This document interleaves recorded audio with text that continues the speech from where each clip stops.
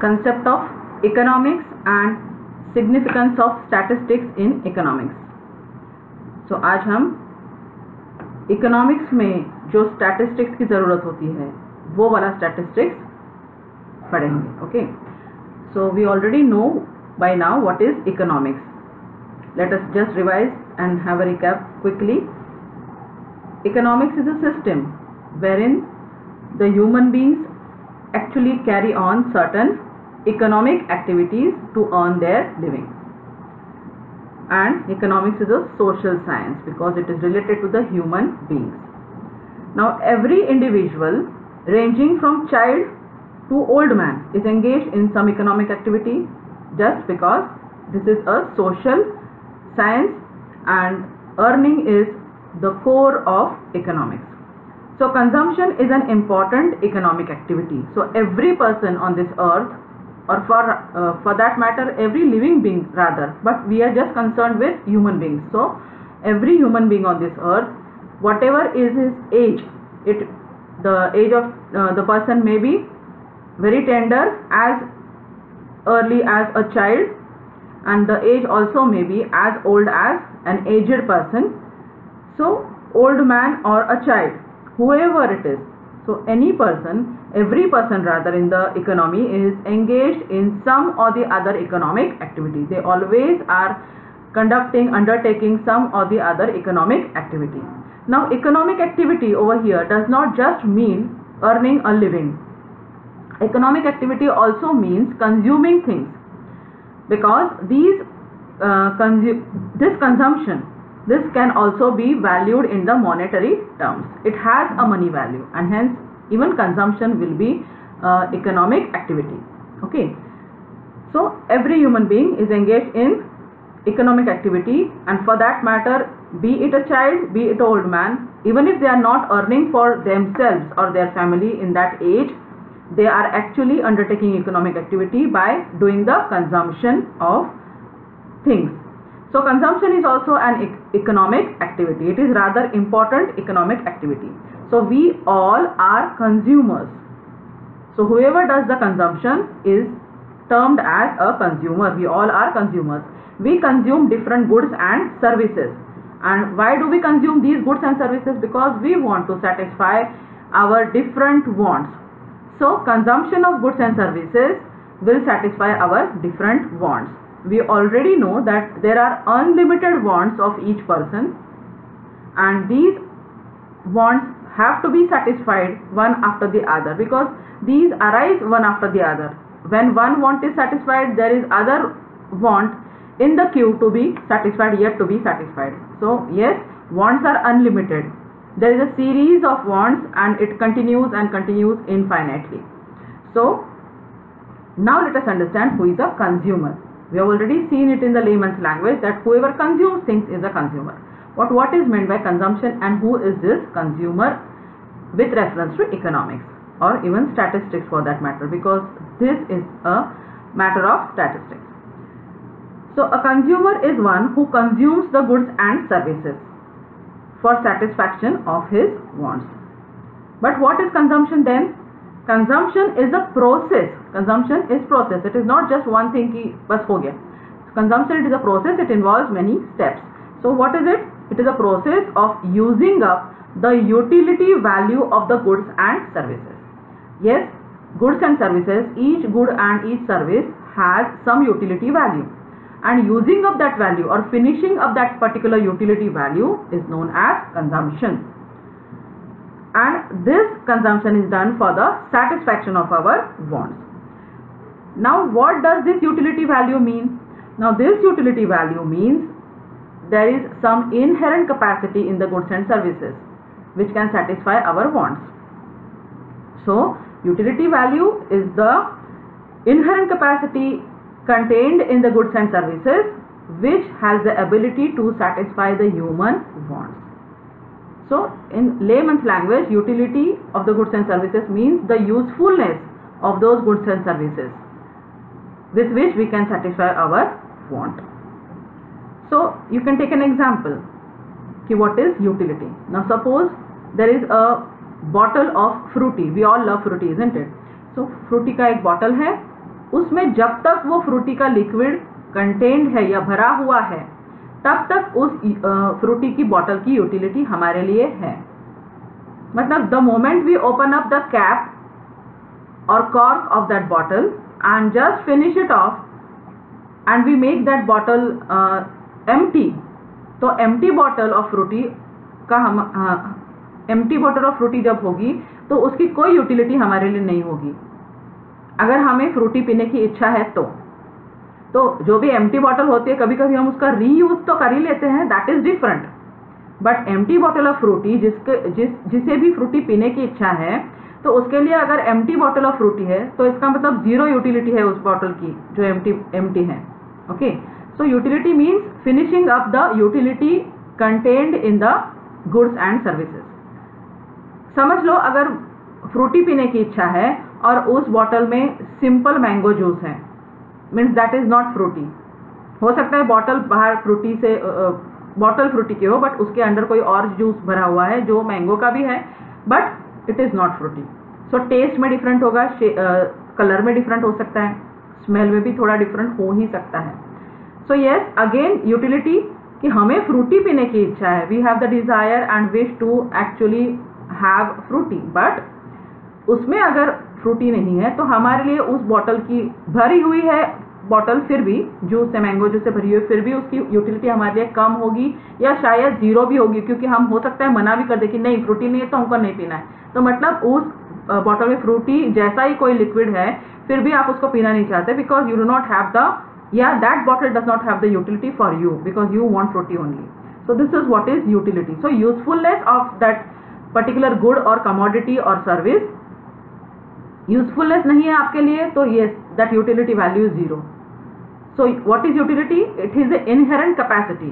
तो अगर उसमें दूसरा ही मैंगो जूस है तो उसमें वो इनहेरेंट कैपेसिटी नहीं है आपकी वांट सेटिस्फाई करने के लिए, तो आपकी इच्छा तो अधूरी ही रहेंगी अगर उसमें फ्रूटी नहीं है और कोई दूसरा लिक्विड भरा है, मैंगो जूस भरा है तो। सो this is what is utility. So you should understand utility from the economic point of view. Thereafter we will understand what is production. Production is another economic activity. Just as we saw कि consumption is economic activity, only as this consumption only we can understand that production is also some kind of economic activity. Now many of us, we all are consumers, but from among us some of us or many of us are producers also. What is a producer? Producer वो है जो कुछ ना कुछ produce करता है, कोई ना कोई काम में ऐसे काम में एंगेज है कि वो कुछ न्यू वहां से बनाता है, वहां पर बनाता है। So yes, all are consumers but among consumers some of them और many of them may be producers, कि कुछ दिमाग लगा के या कुछ अपना स्किल लगा के या जिसको भी इच्छा है वो प्रोड्यूस करने की वो कुछ प्रोड्यूस करे या कुछ बनाए। सो producer is actually engaged in the production of different goods and services for generation of income. Yes, consumers generation of income करते हैं बट कंज्यूमर का सबसे पहला काम है कंजम्पशन, या कंज्यूमर जाने जाएंगे कंजम्पशन के लिए। They may be doing economic activities etcetera, yes they will do rather, but consumer कौन है? जो कंज्यूम करता है। बट उसी में से कंज्यूमर्स में से ही कोई लोग ऐसे होते, कुछ लोग ऐसे होते हैं जो प्रोडक्शन एक्टिविटी में भी एंगेज होते हैं या हो सकते हैं। Being engaged in production activity means what? They will produce some goods and services or some commodities or some products, and from production and of course from sale of such production or such products these producers will generate some income. तो जो भी उन्होंने production किया है, जो भी produce किया है, उस माल को वो बेचेंगे, बेचने के लिए ही प्रोड्यूस किया है, बेचने के लिए ही प्रोड्यूस किया है, तो उस माल को वो बेचेंगे और इनकम जनरेट करेंगे। अब इसमें दो टाइप हो सकते हैं कि जो लोग, जो फार्मर्स, उनके पास छोटा सा लैंड है, वो कुछ उस पर उगा रहे हैं, क्रॉप उगा रहे हैं और खुद कंज्यूम कर रहे हैं बस, तो वो बेच नहीं रहे हैं, that is different. Then they are not actually producers who are generating income. Okay, indirectly yes, क्योंकि वो खाएंगे, पिएंगे, कमाएंगे, उनका स्टैंडर्ड ऑफ लिविंग एफिशिएंसी अच्छी होगी, तो वो अपने लिए तो प्रोड्यूस कर ही रहे हैं, so that is different. But we are thinking of producing for other people. When we are producing for other people, naturally we are going to sell that particular production for money. So yes, income generation is main aim of the producers, and gaining satisfaction you can say gaining satisfaction about the wants which they are having is the main aim of consumers. So consumers are interested in maximizing their consumption as well as satisfaction, but producers are interested in maximizing their production and hence the generation of income also. So they aim at maximizing the profit and income, that is the producers. So now let us again coin this particular term, who is a producer. So producer is a person who produces or sells the goods and services for generation of income. Simple. Now production is again a process. It involves again certain steps. So production is a process wherein some raw material is converted into some useful things. The producer will use certain raw material, he will do the processing upon it, and then certain new things, useful things will be produced by this producer. Now these things will be useful, these things become useful because they acquire the utility value in the process of production. तो जब producer कुछ raw material लेके उनके ऊपर कुछ processing कर रहा है, इसका मतलब वो रॉ मटेरियल के ऊपर थोड़ा जो प्रोसेसिंग कर रहा है, प्रोसेसिंग के दौरान ये गुड्स जो रॉ मटेरियल है पहले, तो raw material will acquire some utility value in the process of production. So now the useful things और द फाइनल थिंग्स और the finally produced final goods, now they have already acquired the utility value in the process of production or during the process of production. So this was what is consumer, what is consumption, and what is producer and what is production. So this is the economic activity or two sector economy wherein there is consumption and production.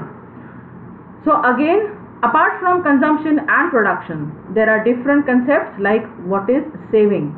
So let us understand what is saving. So saving is that part of income which is not consumed. मतलब हमारे पास जो भी consumption के लिए हमने goods and services रखे होंगे उसको हम तुरंत कंज्यूम नहीं कर रहे हैं, मतलब उसमें से थोड़े हम बचा के रख रहे हैं. Now here we are talking about goods and services.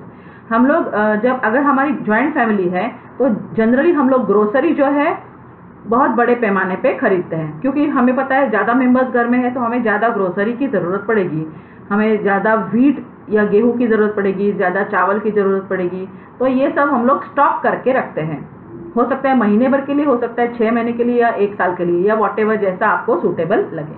तो यस, तो हमें जितना ज़रूरी है उसमें से हम उतना ही रोज़ यूज़ करते हैं. अगर हमने 100 KGs 100 KGs wheat and rice खरीद रखा है, क्योंकि हो सकता है कि हमारे घर में ज़्यादा मेंबर्स है या उसकी जो व्हीट या राइस की प्राइस कम है या अच्छा मिल रहा है तो आपने ले लिया है, बट हम सारा का सारा 100 केजी का व्हीट या राइस उसी दिन ख़त्म नहीं कर देते. तो हम लोग थोड़ा थोड़ा यूज़ करते हैं जितना हमें ज़रूरी है. इसका मतलब we are setting aside the unwanted और अननीडेड और अनरिक्वायर्ड और अनयूज्ड व्हीट एंड राइस. तो जिस व्हीट और राइस को हमने यूज़ नहीं किया है हम उसको साइड में रख रहे हैं ताकि हम थोड़ा थोड़ा रोज़ यूज़ कर सके या ज़्यादा दिनों तक यूज़ कर सके, क्योंकि अभी तो उतनी ज़रूरत हमको नहीं है. So what we are doing actually this is sort of setting aside और कीपिंग असाइड और मेंटेनिंग इट, और you can say it is just like saving. It is just like saving. Okay, क्योंकि सेविंग एक्चुअली मॉनेटरी टर्म्स में थोड़ा ही है, क्योंकि bulk में purchase किया तो थोड़ा बहुत सेविंग तो हुआ होगा, डिस्काउंट पे मिला होगा, बट एज सच उसको हम सेविंग मॉनेटरी वेज में एज सच नहीं समझेंगे. This was just an example to understand what is setting aside और सेविंग. तो सिमिलरली अगर हमारे पास पैसे बहुत है, हमने गेहूं या चावल का एग्जाम्पल ले लिया, बट सिमिलरली अगर हमारे पास पैसे ज़्यादा है तो हम क्या करते हैं, सारे के सारे पैसे उड़ा नहीं देते एक ही टाइम में या खर्च नहीं कर देते. तो हम उसको थोड़ा थोड़ा सेट असाइड कर देते हैं कि ज़रूरत होगी तब ले लेंगे, ज़रूरत होगी तो खर्च कर देंगे, वरना उसको साइड में रखे रखते हैं. Because there is popular saying और proverb, you can say we should set aside for the rainy days, है ना. ये एक प्रॉवर्ब है इंग्लिश में, क्योंकि हमें रेनी डेज मतलब मुसीबत का पीरियड ऐसा माना जाता है ना. सो वी शुड सेट हमारे मुसीबत के पीरियड के लिए या जब भी ज़रूरत के पीरियड के लिए, यू कैन से नॉट जस्ट हमेशा मुसीबतें तो ही सेविंग करना चाहिए, ऐसे नहीं है। तो ज़रूरत के पीरियड के लिए हमें अपना, या ऐसा कह सकते हैं कि रेनी डेज में ज़्यादा ज़रूरत पड़ती है, मतलब कोई मुश्किल समय में या किसी समय में, जैसे अभी कोरोना का है, तो जिनके पास अच्छे सेविंग्स रहे होंगे तो वो शायद मैनेज कर पा रहे होंगे, बट जिनके पास सेविंग्स नहीं रहे होंगे तो अभी उनको थोड़ी मुश्किल हो रही होगी। तो not because this is monsoon, not because this is rainy days, but in terms of you can से नेसेसिटी। तो जब ज़रूरत पड़ती है हमें, उस समय हमारे पास बफर स्टॉक है तो अच्छा है। तो इसीलिए बफर स्टॉक मेंटेन रहे, इसके लिए हमें रोज थोड़ा थोड़ा साइड में रख के प्रोविजन करनी पड़ती है। So whenever we are having money, we are keeping aside some money for future, that is rainy days. उसको कहते हैं rainy days, but it is future. तो आने वाले समय के लिए हमने थोड़ा थोड़ा साइड में निकाल के रखा होता है, that is called as saving. Okay, so you can just put it in one line, saving is that part of income which is not consumed और it is act of abstinence from consumption. Abstinence from consumption मतलब non-consumption. We have not consumed that. We have prevented that particular part from consumption. हमने वो पूरा का पूरा consume नहीं किया है. So this is, जो consume नहीं किया है that is called as saving. Okay. Now अगर हमारे पास saving है तो खाली पड़ा रहेगा ऐसे नहीं करते ना हम। तो अगर गेहूं और चावल की बात है तो किसी को ज़रूरत है तो वो दे भी देते हैं उस समय, अगर कोई आजू बाजू से मांगने आया या वॉटेवर, तो उस समय ले भी लेते हैं, दे भी देते हैं। तो वैसे ही हम लोग, हमारे पास ज़्यादा पड़ा है, इसलिए अगर यूज़ में आ रहा है और कुछ अच्छे यूज़ में आ रहा है तो क्यों ना उसमें हम ऐसा अच्छा यूज़ में डालें।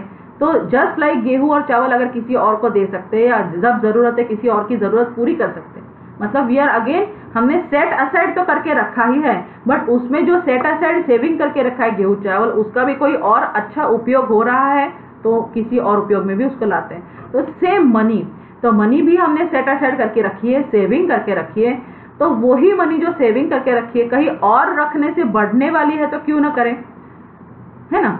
कहीं और रखने से वो मनी अगर बढ़ रही है तो क्यों ना उसको रखें, या फिर सेफ रह रही, चलो बढ़ नहीं रही है तो कम से कम सेफ रहेगी।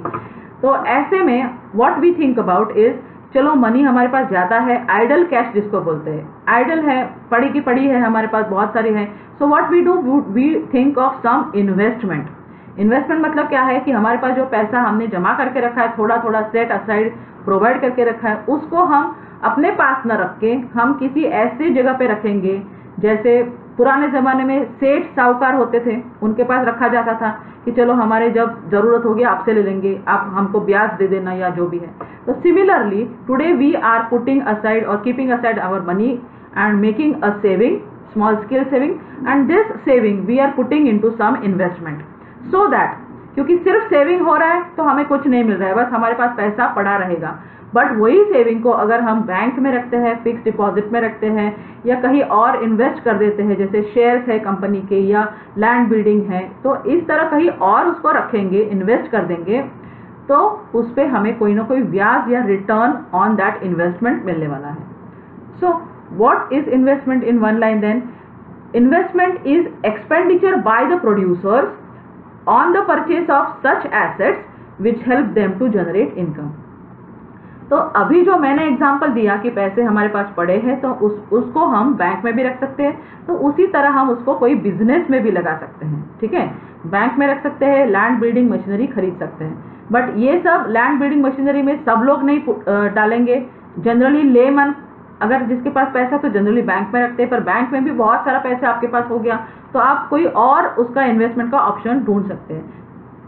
Lemon is common man like us, common man like us, ठीक है। जनरल जिसको कॉमन मैन ही कहते हैं उसको, ठीक है। Lemon is common man,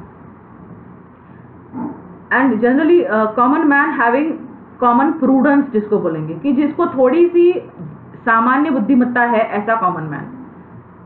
common मतलब एकदम साव सामान्य एवं नहीं, तो कॉमन मतलब जिसमें सामान्य बुद्धिमत्ता है कि चलो हमारे पास पड़ा है तो कोई ना उसका कुछ अच्छा उपयोग किया जाए, ये बुद्धिमत्ता उसके पास है। Okay, so yes, when we are saying common man, he is not just common by everything. Common मतलब जो कॉमन सेंस जिसके पास है। ओके, कॉमन सेंस बहुत बड़ी बात होती है ना, तो कॉमन सेंस जिसके पास है वो कॉमन मैन है, लेमन है। तो कॉमन लैंग्वेज या लेमन लैंग्वेज बहुत बार मैं यूज भी करती हूँ। So that is a person who is say a common man and he is having some prudence or common sense. So yes, अगर ऐसे पर्सन के पास कोई अच्छा सेविंग हो गया है, तो maybe that person maybe he will invest in some bank account, fixed deposit, या फिर किसी कंपनी के शेयर्स ले सकता है, या कोई अपने लिए दूसरा कोई एसेट जैसे कोई प्रॉपर्टी वगैरह खरीद सकता है, या फिर कोई अपॉर्चुनिटी है तो बिजनेस में लगा सकता है खुद के भी, क्योंकि दूसरे के बिजनेस में लगाना है मतलब शेयर्स वगैरह लो तो दूसरे के बिजनेस में लगा रहे हो, बट खुद का कोई बिजनेस करने की भी कोई सोच सकता है। सो यस, अगर हमारे पास अच्छा कैपिटल बिल्टअप हो गया, अच्छा पैसा हमारे पास है, तो यस हम लोग फैक्ट्री वगैरह भी खोल सकते हैं। So when we are opening some factory, we are putting in some saving into our business, that is we are making some investment in the business which we are opened for ourselves or started for ourselves. So expenditure by the producer, अब जो producer है वो खुद expenditure कर रहा है क्योंकि उसके पास पैसा है, उसने सेविंग करके रखा है। तो